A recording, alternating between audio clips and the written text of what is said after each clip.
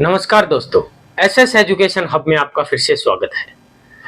तो एक तो सबसे पहले आपको कल भगवान श्री राम की प्राण प्रतिष्ठा हुई है अयोध्या के अंदर, उसके लिए हार्दिक शुभकामनाएं।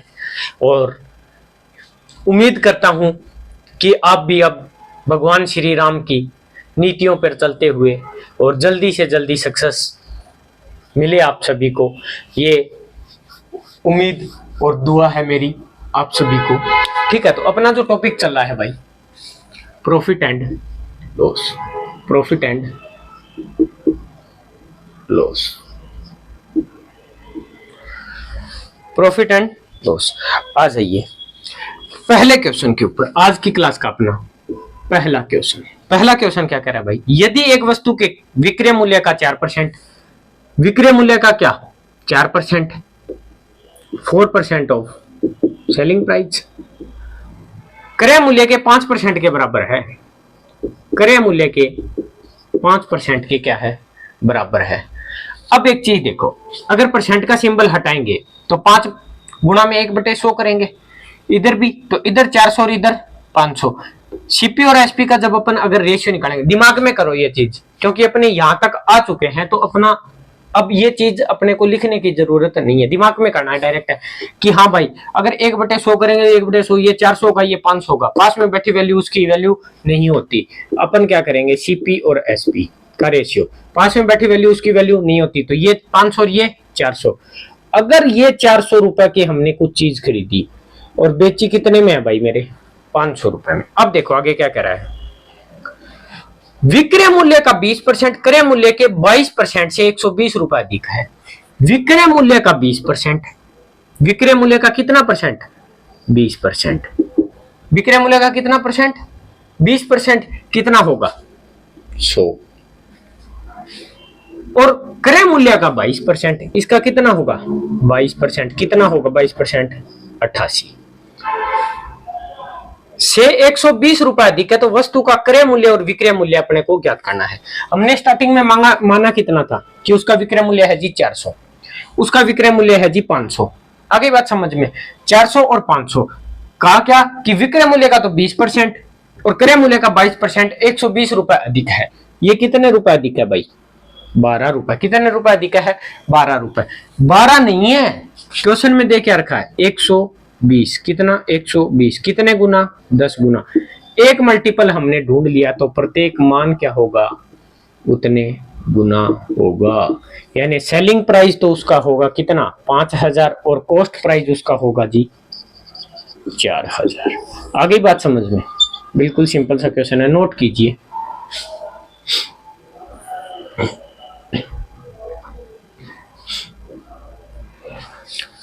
अब देखो अपना अगला क्वेश्चन,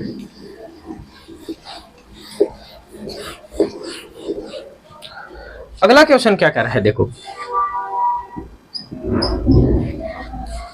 मार्कर भाई साहब देखिएगा, एक व्यक्ति के पास 3 प्रकार के कुल 648 कलम है, यानी 3 प्रकार की उसके पास कलम है। यानी एक मान लो एल्कोस का है, एक उसका पेनाटोनिक आता है या कौन सा आता है, ठीक है उसका है, एक और किसी कंपनी का मान लो, 3 पेन है उनके पास। तो कह रहे हैं कि 3 प्रकार के 648 कलम है, जिस पर वह क्रमशः 7%, 11% और 17%, 7%, 11% और 17% लाभ अर्जित करते हैं। पहले 2 प्रकार के कलमों पर वह 9% और सभी पर 15% का लाभ कमाता है। तो तीनों प्रकार के कलमों की संख्या क्रमशः है क्या होगी, यानी कि अपने को निकालनी है उनकी संख्या। ठीक है भाई, अब देखो हम पहले क्वेश्चन के अकॉर्डिंग चलते हैं कि पहला और दूसरा ये 7% प्रॉफिट कमा रहा है, ये अगर अलग अलग निकाला जाए तो 7 और 11 कमा रहे हैं। ओवरऑल जब इनका देखा गया ना तो ओवरऑल ये कमा रहे हैं भाई 9%। कितना कमा रहे हैं ओवरऑल, 9% दे रखा है। ओवरऑल 9% कमा रहा है, तो ये कितना हो गया 2, ये कितना हो गया ये भी 2, कैंसिल आउट करेंगे तो कितना हो जाएगा 1:1, यानी कि 1:1 में प्रॉफिट आएगा। अब देखो पहला और दूसरा ये दोनों मिलके ओवरऑल कितना कमा रहे थे 9, तीसरा कितना कमा पा रहा है, तीसरा कमा पा रहा है 17% अकेला। और ओवरऑल तीनों की अगर मिलके बात करें ना, तो ओवरऑल वो 15% का लाभ दे रहे हैं। कितना? 6, कितना? 2, कैंसिल आउट करेंगे 1:3। कितना आ गया? 1:3। अब देखो, एक और ये दोनों मिलकर 1, और यहां भी अलग अलग क्या है? 1। अगर रेशियो, अब अपन क्या करेंगे, तीनों का रेशियो निकालेंगे, पहला, दूसरा और तीसरा। अब इनका रेशियो मेंटेन करो। अगर ये अकेला 1 है, अगर इसको 2 से मल्टीप्लाई कर दिया जाए तो 1 और 1 2 मिल सकते हैं, तो उसको 2 से कर दो सिर्फ, तो यहाँ क्या होगा? 1 1, और यहाँ क्या हो जाएगा? 6। टोटल पेन हो गए कितने भाई? 8। कि 1 1 और 6, टोटल पेन हो गए 8। ये कह रहा है भाई 8 नहीं खरीदे थे, 648 पेन है मेरे पास। कितने? 648। कितने गुना? 81 गुना। तो इसका भी 81 गुना। कितने पेन हो गए? 81। इसका भी 81 गुना। कितने पेन हो गए? 81। इसका भी 81 गुना, तो 6 और 8 सिक्का 48, 486।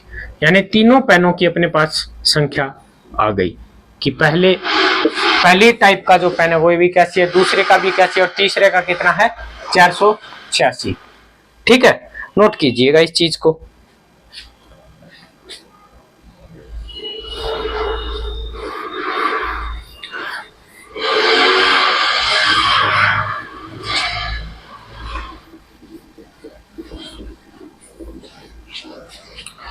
अब देखिए अपना अगला क्वेश्चन, क्वेश्चन नंबर 3।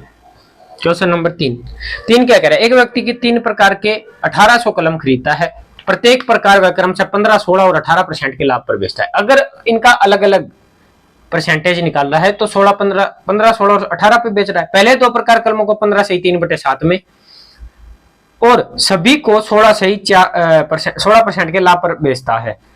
तो 3 प्रकार के कलमों की संख्या क्रमशः है। अब देखो भाई, अगर पहले और दूसरे की अपन बात करें तो पहला कितना कमा पा रहा है? 15%। दूसरा कितना? 16। यानी कि 15 और 16। अब वो कह रहा है भाई 15 और 16 नहीं, 15 से ही 3/7 हो रहा है ओवरऑल। तो कितना? 15 से ही 3/7। अगर इसमें कितना जोड़ दिया जाए? 4/7 और जोड़ दिया जाए तो 16 हो जाएगा, और इसमें से कितना? 3/7 निकाल दिया जाए तो 16 हो जाएगा। 7 से मल्टीप्लिकेशन कर लो तो अपने पास आ गया 4:3, कि ये जो है ना पहला वो 4 है और ये कितने हैं? 3। इनका रेशियो आ गया अपने पास कि ये 4 पेन बेचेंगे, ये 3 पेन इक्वल में आएगा। ठीक है, अब देखो कि ओवरऑल है ना, ओवरऑल भाई साहब वो 16% कमाता है। तो पहला और दूसरा ओवरऑल परसेंट कितने कमा रहा है? 15 से 3/7। और तीसरा अकेला कितना कमा पा रहा है? 18%। ठीक है, अब देखो 16% का वो ओवरऑल लाभ कमा रहे हैं। किसका? 16% का। सेम वही क्वेश्चन, यहां कितना? 4/7, और यहां कितना? 2। आगे बात समझ में। अब अगर 2 से ये काटेंगे तो 2 पे जाएगा, सॉरी हाँ 2 पे ही जाएगा, सॉरी कह रहा हूं 2 पे जाएगा। और यहाँ पे ये मल्टीप्लिकेशन इनटू में 7 × 7 करेंगे तो क्या आ जाएगा? 7:2। अब देखो भाई कि पहला, दूसरा और तीसरा प्रकार की कलम है उनके पास। 4 और 3 कितने होते हैं? 7। 7 आ रहा है, अपने को कोई चेंज करने की जरूरत नहीं है। यानी कि पहली प्रकार की कलम उसके पास है जी 4, दूसरे प्रकार की कलम है उसके पास 3, और तीसरे प्रकार की कलम है उसके पास 2। कितनी? 2। तो टोटल हो गई 4 3 7 2 9। ये कह रहा है 9 नहीं है भाई, 1800 है। कितने गुना?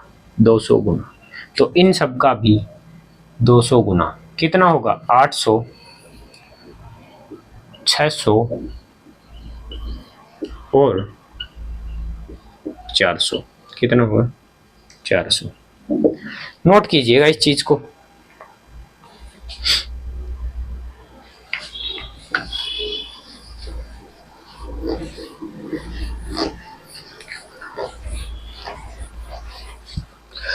अब देखिए अपना अगला क्वेश्चन, क्वेश्चन नंबर 4। क्या कह रहा है? एक व्यापारी, ओहो बिल्कुल सिंपल सा क्वेश्चन आ गया ये तो। एक व्यापारी किसी सामान के मूल्य से 20% बढ़ाकर अंकित करता है, फिर 20% की छूट देकर बेचता है, तो बिक्री में कितना प्रतिशत लाभ और हानि होगा। बिल्कुल सिंपल सा क्वेश्चन है, बिल्कुल सिंपल सा, ये तो दिमाग में करने वाला है।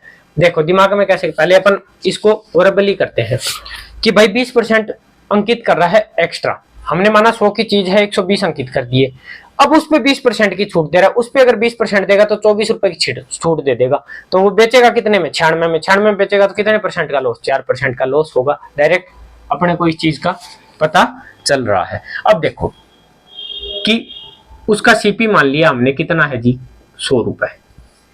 आगे बात समझ में, एमआरपी कितना है, वो कह रहा है 20% बढ़ाकर अंकित करता है, तो अंकित उसने किए हैं जी 120 रुपए। कितने किए हैं, 120 रुपए।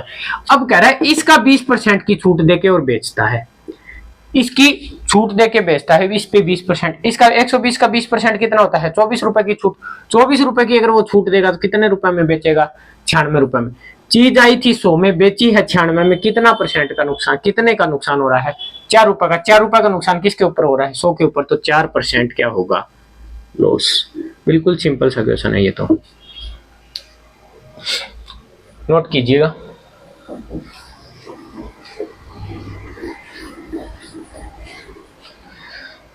अब देखिए अपना अगला क्वेश्चन, क्वेश्चन नंबर 5। क्वेश्चन क्या कह रहा है, हरेंद्र सिंह ने कुछ वस्तुएं ₹P दर्जन प्रति दर्जन के भाव खरीदी, यानी ₹P में प्रति दर्जन खरीदी। अब मैं आपको बोलूं कि आप लाए हो जी 60 रुपए के 12 पेन, 1 दर्जन पेन, आप कहोगे जी ठीक है 60। अब मैंने कहा एक का प्राइस बताओ, आप क्या कहोगे, 60/12, 5 रुपए का है, यही तक बात है। तो वही है कि ₹P दर्जन उसने खरीदी है, उसका जो खरीदना है वो अपना, उसका क्या है, कॉस्ट प्राइस क्रय मूल्य है, यानी ₹P में खरीदी है, तो एक का कितना होगा, P/12 रुपए में एक चीज खरीदी है। अब क्या कह रहा है, P/8 रूप प्रति वस्तु के हिसाब से बेचता है, यानी कि उसने खरीदा ₹P में 12, यानी 60 रुपए में मैंने 12 पेन खरीदे। आप सपोज करो इस चीज को, मैंने 60 रुपए में 12 पेन खरीदे और मैंने 60 रुपए में बेचे कितने हैं, 8 ही बेचे हैं। कितने बेचे हैं, 8 ही बेचे हैं। अब क्या कह रहा है, उसका लाभ प्रतिशत बताओ, क्या बताना है, लाभ प्रतिशत। देखो भाई ये क्या है, उसका कॉस्ट प्राइस है, सेलिंग प्राइस उसका क्या है भाई, P/8 रुपए है। आगे बात समझ में, अगर प्रॉफिट निकालना है अपने को तो क्या होता है, selling price minus cost price, P8 minus P12, LCM आ गया 24, तो ऊपर कितना बच गया, 3P, और इधर बच गया 2P, तो यानी P/24। प्रॉफिट आ गया P/24। प्रॉफिट का अगर परसेंटेज निकालना है तो अपने को फॉर्मूला पता है क्या, प्रॉफिट अपॉन में कंपाउंड इंटरेस्ट कह रहा हूं, सॉरी, कॉस्ट प्राइस इनटू में 100, तो वही है। प्रॉफिट कितना आ रहा है, P/24। कॉस्ट प्राइस अपने पास कितना है, P/12, इनटू में क्या करेंगे, 100 कर देंगे। अब अपने को पता है ये ऊपर जाएगा ये नीचे, तो इससे ये कैंसिल आउट हो जाएगा, कितने पे, 2 पे, ये कैंसिल आउट हो जाएगा कितने के ऊपर, P से P कैंसिल आउट हो जाएगा, बच गया कितना अपने पास, 1/2 इनटू में 100, ये कैंसिल आउट करेंगे कितना आएगा, 50%, यानी कि 50% प्रॉफिट पर उसने चीज को बेचा है। बिल्कुल सिंपल सा क्वेश्चन है, बस P वगैरह देके थोड़ा कंफ्यूज करने की सोच रहा है कि, तो तभी मैंने आपको स्टार्टिंग में फॉर्मूले इसीलिए करवाए हैं कि अगर कोई ऐसा क्वेश्चन आए तो आप अगर कहीं हो भी जाए कि हाँ कैसे करेंगे ये चीज। अब ये चीज मैंने आपको समझाने के लिए लिखी है, लेकिन नहीं, अगर मैसेज नहीं करता तो मैं सीधा ही करता कि 28 उससे माइनस कर दो, 24 आएगा, एलसीएम 3, P/24, तो P/24 और P/12 है, अपने को पता है कैंसिल आउट हो रहा है 1/2, 1/2 आ रहा है, तो कितना परसेंट, 100% डायरेक्ट। प्रैक्टिस करते जाओगे ना तो उतना ही आपके आसान होती जाएगी चीजें। प्रैक्टिस अगर नहीं करोगे तो आपके लिए ही यही चीज आप कितनी बार पढ़ लेना, फिर कभी समझ में नहीं आने वाली। देखो भाई अगला क्वेश्चन देखो, नेक्स्ट टाइप है अपनी नेक्स्ट टाइप।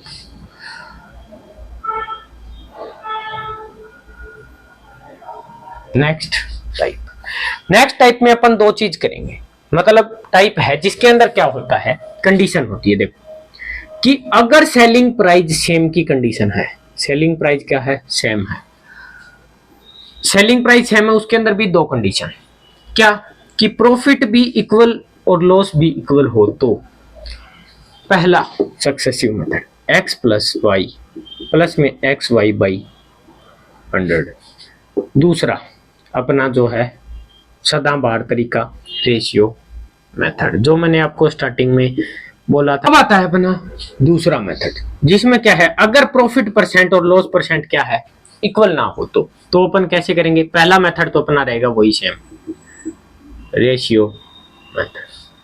दूसरा अपने पास फॉर्मूला क्या रहेगा, देखो 100 x प्लस वाई प्लस में 2xy अपॉन में 200 प्लस में x प्लस में y। नोट कीजिएगा इस चीज को, दोनों आपको बताऊंगा अच्छे से जब अपन क्वेश्चन करेंगे, ठीक है।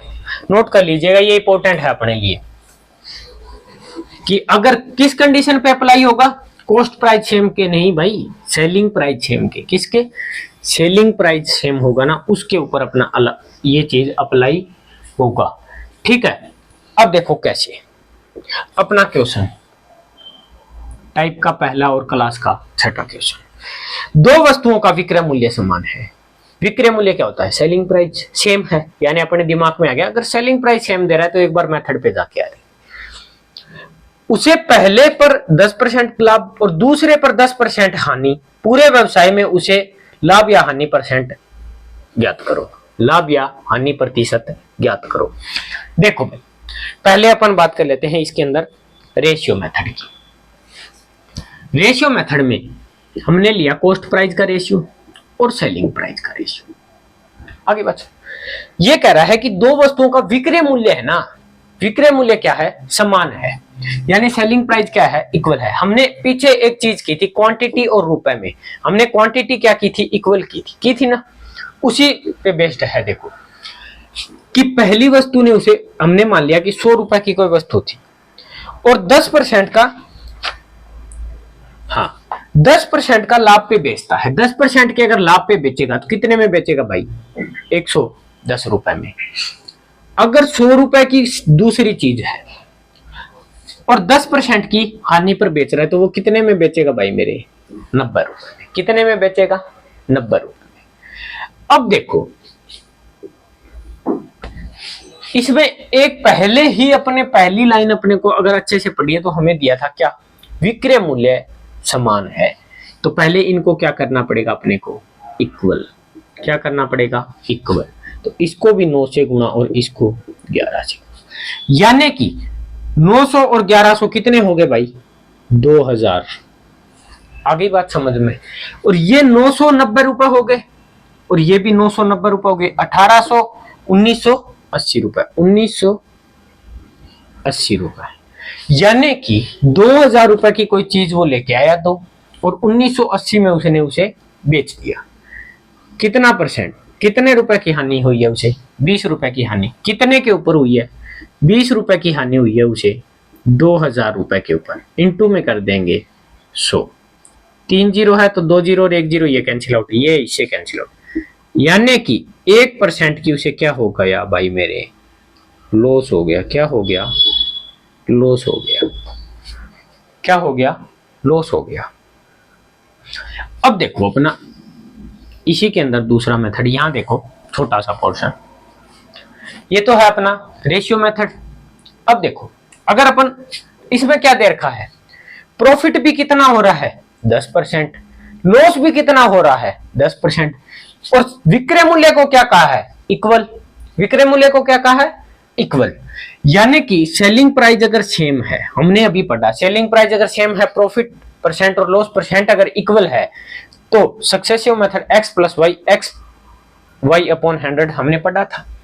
अब देखो भाई same question, x plus y यानी 10% पहली वस्तु को 10% लाभ पे बेच रहा है, दूसरी वस्तु को बेच रहा है जी 10% हानि के ऊपर। कितने परसेंट हानि के ऊपर, परसेंट लगा लो, 10% हानि के ऊपर, प्लस में वही सेम एक्स वाई है तो 10% का तो है जी प्रॉफिट और 10% की क्या है हानि, हानि तो नुकसान ही होता है, माइनस ये जाएगा माइनस का 100 और बटे में 100 परसेंट का परसेंट, इससे ये कैंसिल आउट। माइनस का 1%, माइनस का 1% आने का तात्पर्य क्या है?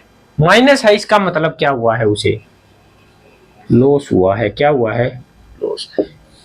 डायरेक्ट मेथड से भी कर सकते हैं कि x plus y x y by 100। ठीक है, चॉइस आपकी है, नोट कीजिए दोनों तरीके।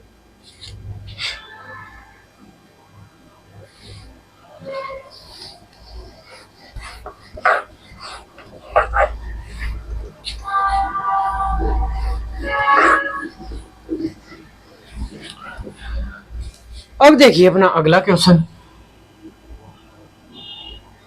अगला क्वेश्चन क्या कह रहा है? एक मकान तथा एक दुकान में से प्रत्येक को 12,000 रुपए में बेचा गया। प्रत्येक को कितने में बेचा गया भाई मेरे? 12,000 रुपए में बेचा गया। मकान पर 20% की हानि और दुकान पर 20% का लाभ रहा, तो लाभ या हानि प्रतिशत ज्ञात करो। अपन क्या करेंगे? डायरेक्ट हम क्यों करें कि 20% पे बेचा गया, 100 को 120 में बेचा गया, 100 को 80 में बेचा गया, फिर उनका सेलिंग प्राइस इक्वल करो। क्यों करें भाई? ये तो हमें पैसों की बात नहीं कर रहा, तो हम रेशियो मेथड पे जाएं क्यों? एक बार अगर बात कर रहा होता पैसों की तो अपन जाने की कोशिश भी करते। ये बात ही नहीं कर रहा, ये परसेंटेज से परसेंटेज में ही मांग रहा है। तो देखो 20% की तो हानि हुई है और 20% का ही क्या हुआ है? लाभ। ठीक है, 20% इंटू माइनस का 20% अपॉन में 100, ये कैंसिल आउट। 4% डायरेक्ट ही आ रहा है, इस जीरो से ये जीरो, ये जीरो से ये जीरो, तो माइनस का 4%, यानी कि उसे 4% का क्या हुआ है भाई मेरे? लॉस हुआ है। क्या हुआ है? लॉस हुआ है। नोट कीजिएगा इस चीज को, बिल्कुल सिंपल सा।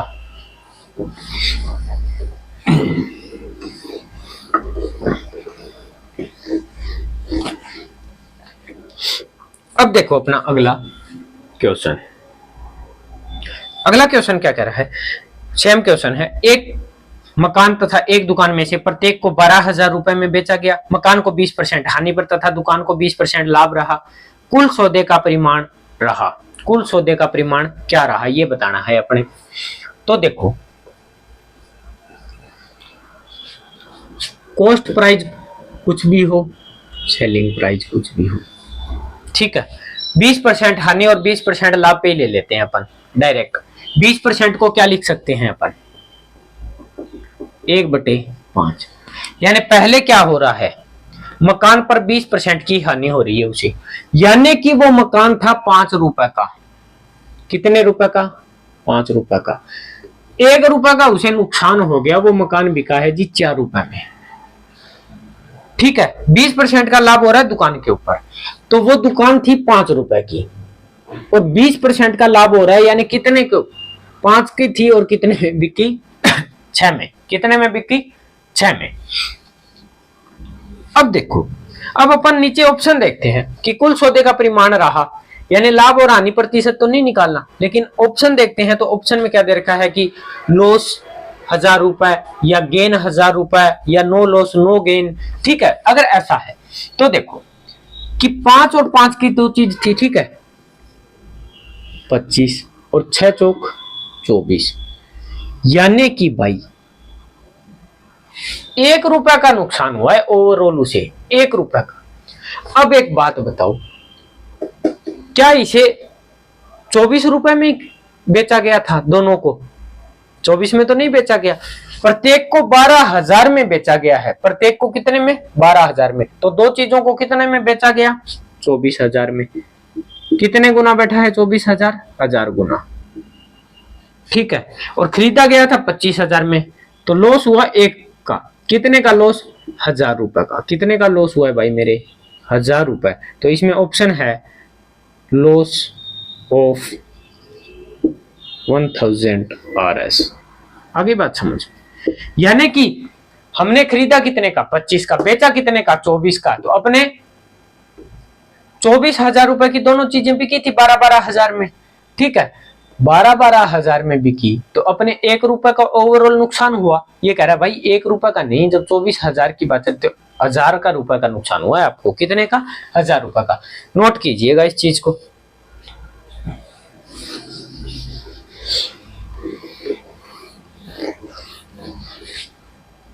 देखिए भाई अपना अगला क्वेश्चन। क्वेश्चन क्या कह रहा है, एक मकान और एक दुकान में से प्रत्येक को 1 लाख रुपए में बेचा गया। मकान पर 20% की हानि हुई, दुकान पर 20% का लाभ। पीछे वाला क्वेश्चन की तरह, लेकिन यहाँ पे क्या हो गया, 12,000 की जगह 1 लाख हो गया। तो कुल सौदे का परिणाम ज्ञात करो। हमने मान लिया सीपी 20% ही है दोनों में, एक में 20% की हानि हो रही है यानी 5 से 4 है, एक में 20% का लाभ हो रहा है यानी 5 से 6 है। वही सेम 25 से 24, कितने का नुकसान? 1 का। लेकिन भाई क्या इन्होंने 24 लाख में, अगर अपन लाख की बात करें कि 5 लाख की चीज थी बेची 4 लाख में, 5 लाख की चीज थी बेची 6 लाख में, दोनों को बेच दिया। क्या 24 लाख में बेचा है? नहीं, 2 लाख में। कितना? 1/12। तो इसका भी क्या होगा? 1/12। तो 1/12 लाख का अपनों को क्या होगा भाई? लॉस होगा। अब पीछे क्वेश्चन में आपने देखा कि हमने ऐसे किया, मैंने कंसेप्ट नहीं बताया आपको। इस क्वेश्चन में फिर अपन ऐसा कर गए, अभी भी मैंने आपको कंसेप्ट नहीं बताया। अब आपने दिमाग के घोड़े दौड़ाने थे, वो दौड़ा लिए। अब अपन बात करते हैं एग्जैक्ट पे कि ये चीज अपन लेके कहां से आए। देखो वही सेम मेथड, बात कहां चल रही थी अपनी, सेलिंग प्राइस है वो क्या होगा। हमने माना कि ये 100 रुपए की चीज थी, इसे 20 रुपए की हानि पे बेचा, या आप मानो ये 10 रुपए की चीज है। कैलकुलेशन और थोड़ा डाउन करें। 20% क्या होता है? 1/5, जो मैंने पीछे क्वेश्चन में भी बता दिया था। 20% कितना होता है? 1/5।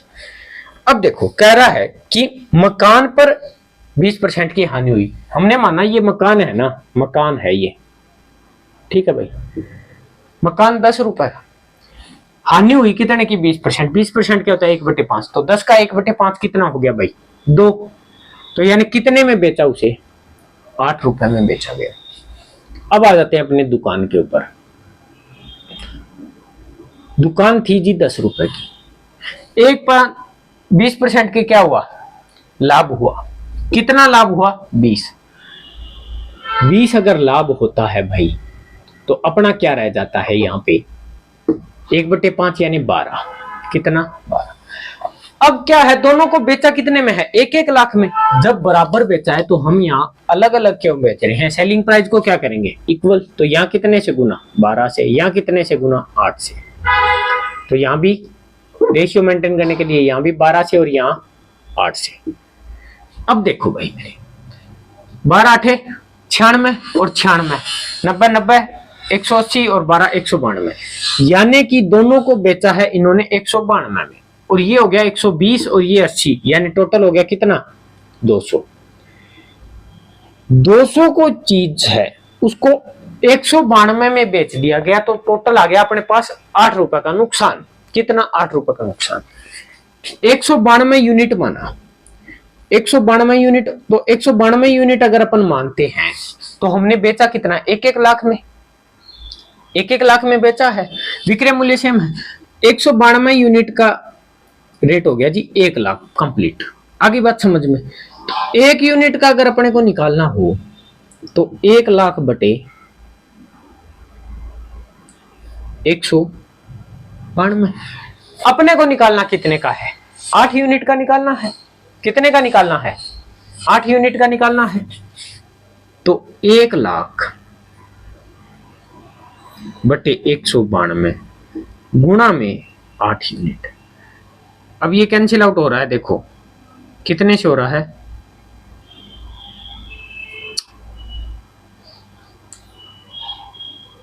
8 दूनी 16 और 8 चौका 32, 24 से हो रहा है। 24 से हो रहा है तो ये कितने पे जाएगा फिर? अगर 4 से काटा जाए तो ये तो हो जाएगा 25,000। 25 चौका 100, तो 25,000 ये जाएगा 6 पे। ठीक है, तो टोटल अपने पास यहाँ पे आ जाएगा कितना? 25,000 भाग 6, 6 चौक 24 और 10 तो 6 एकम 6, 4 जीरो 40, 6 छिक 36, फिर 4 जीरो 40, 6 छिक 36.66। ये अपन निकाल सकते हैं पूरा का पूरा किसके अंदर, रुपए के अंदर। अगर रुपए के अंदर नहीं निकालना, अगर रुपए के अंदर नहीं निकालना, सॉरी 1 लाख थोड़ी है भाई, 2 लाख है। 2 लाख है तो यहाँ कितना होगा, 50,000 होगा। दुगना कर दो इसको एक बार डायरेक्ट ही आप, 2 लाख रुपए। अब अगर ऑप्शन में ये नहीं है, अपने ऑप्शन में है क्या कि 1/12 लाख का लॉस है या 1/24 लाख का गेन है, तो उसके हिसाब से कैसे करेंगे। 192 यूनिट कितनी है, 2 दुकानों के हिसाब से 2 लाख की है भाई। कितने की है, 2 लाख। अपन 2 लाख का लाख ही सीधा लिखेंगे, कैलकुलेशन को छोटा। हमें निकालना है जी एक यूनिट का 2 लाख बटे कितना हो गया 192, तो 8 यूनिट का निकालना है, 8 यूनिट। तो 2 लाख बटे 192 गुणा में 8, कैंसिल आउट करेंगे कितने पे जाएगा, 9 दूनी 18, 96 पे, और ये जाएगा कितने पे, 12 पे। तो 8 यूनिट ही तो लॉस हुआ था, और 8 यूनिट कितना हो गया, 1/12 लाख। आगे बात समझिए, यहां पे क्या किया है, सेलिंग प्राइस को क्या किया था, इक्वल। वही चीज तो मैं यहां कर रहा हूं, वही चीज तो मैं यहां कर रहा हूं, यहां डायरेक्ट मल्टीप्लिकेशन पे कर रहा हूं। देखो कैसे, कि अगर मैं यही आपको बोलता, ये चीज हमने की, पूरा लॉन्ग टर्म मेथड है, आपको समझाने के लिए, कंसेप्ट आपको क्लियर हो जाए ताकि अपन कैसे कर रहे हैं ये आपको डाउट में ना है। अब इस चीज को अगर मैं ये कर दूं, 6 और 4 दे रखा है, इक्वल है, तो यहां भी 6 और 4 से मल्टीप्लिकेशन करके आप निकाल सकते हो। तो अपने को जब पता है कि इन दोनों का ही क्रॉस मल्टीपल और दोनों इक्वल वैल्यू है, तो 25 में से 24, यानी 25 रुपए की चीज थी, हमने बेची है जी 24 में। 1 रुपए का लॉस हुआ, 1 का नहीं भाई, 2 लाख में बेची है, 24 में नहीं बेची, 2 लाख में, 1/12, तो 1/12 लाख का क्या होगा, लॉस होगा। आगे बात समझ में, इस कंसेप्ट से भी कर सकते हो, ठीक है। अगर पैसा निकालना होता तो वैसे ही कर लेते अपन, वो 2 लाख जो अभी मैंने लिखा था वो जीरो, फिर एड ऑन करते जाओ, और अपना जो वैल्यू आएगी वो 8,000 के समथिंग जो भी आएगी, 8 नहीं 9200 के समथिंग आएगी, 4600 रुपए के आसपास, तो वो पहले ही बैठ रहा था 1 लाख पे, ठीक है। तो ये आपका कंसेप्ट भी क्लियर हो गया होगा। तो अब देखिए अपना अगला क्वेश्चन, अगला क्वेश्चन क्या कह रहा है कि 2 घड़ियों के विक्रय मूल्य बराबर हैं, ठीक है भाई। एक घड़ी को 15% हानि पर बेचा गया तथा दूसरी घड़ी को 19% लाभ पर बेचा गया। यदि दोनों घड़ियों के कुल क्रय मूल्य 480 रुपए है, तो बताइए प्रत्येक घड़ी का क्रय मूल्य कितना होगा, ठीक है भाई। सीपी है और एसपी, आगे बात समझ में। अब देखो, पहली घड़ी को 15% हानि पे, 15% होता है जी 3/20, यानी कि 20 रुपए में 15% कितना होता है, 3/20, और हानि है तो 20 रुपए की कोई चीज है, उसे 3 रुपए लॉस पे बेचा गया, तो कितने में बेचा गया भाई मेरे, 17 रुपए में बेचा गया। दूसरा है क्या, 19% का क्या है लाभ, 19% बटे तो 19/100 ही होगा, यानी कि दूसरी वस्तु है वो 100 रुपए की है, कितने रुपए की, 100 रुपए की, और बेची कितनी है 19% के लाभ पे, तो कितना हो गया 119। इसने क्या कहा है, दोनों घड़ियों का विक्रय मूल्य क्या है भाई मेरे, बराबर, दोनों घड़ियों का विक्रय मूल्य बराबर 17 × 7, 17 7 119, तो रेशियो मेंटेन करने के लिए 7 से मल्टीप्लिकेशन। अब देखो 119 और 119, 238 रुपए, कितने हो गए 238, 140 और 240। अब इसने कहा क्या है कि दोनों का जो क्रय मूल्य है वो कितना है 480, दोनों का क्रय मूल्य। अब दोनों का क्रय मूल्य कितना बना रखा है हमने 240, है कितना भाई 480, कितने गुना, 2 गुना। तो इसने पूछा क्या है, देखो इसने पूछा क्या है, इसने पूछा है कि दोनों का अलग अलग क्रय मूल्य ज्ञात करो, तो इसका भी 2 गुना, कितना हो गया भाई 280 रुपए, ये तो पहली घड़ी है, और इसका भी 2 गुना, तो कितना हो गया 200 रुपए। आ गई बात समझ में? नोट कीजिएगा इस चीज को, ठीक है। तो आज के लिए अपना इतना ही, बाकी मिलते हैं अगली क्लास में। तब तक के लिए धन्यवाद। Thank you, thanks a lot.